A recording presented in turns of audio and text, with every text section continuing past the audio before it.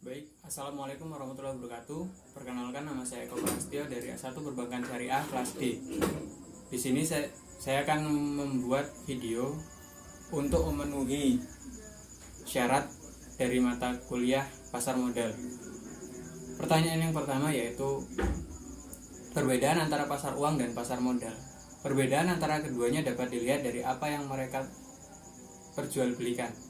Pada pasar uang terdapat penjualan atau pembeli, terdapat transaksi jual beli surat-surat berharga jangka pendek seperti surat seperti sertifikat BI atau deposito. Pada pasar modal terdapat pertemuan antara penawaran dan permintaan modal jangka panjang seperti reksadana dan obligasi.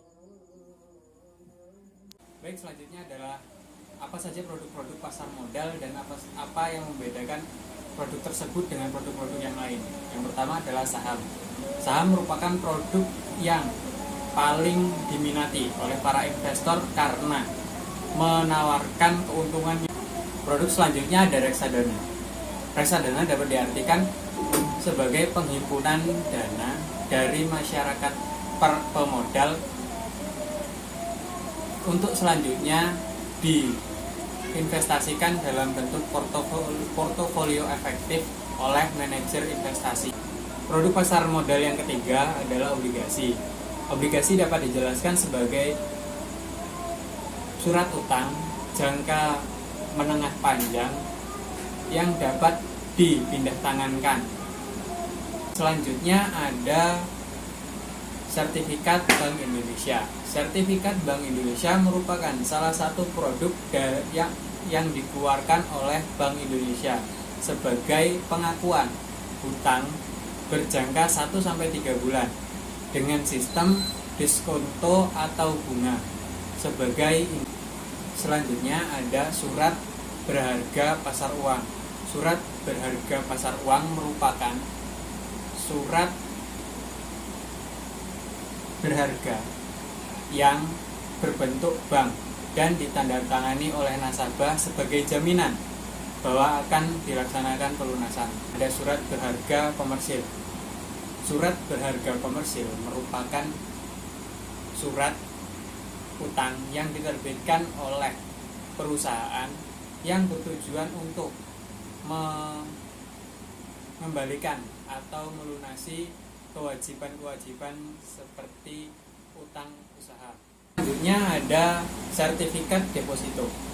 Sertifikat deposito merupakan salah satu produk dari pasar uang di mana pihak bank dapat menggunakan atau dapat digunakan oleh pihak bank sebagai penambahan dari modal yang mereka miliki.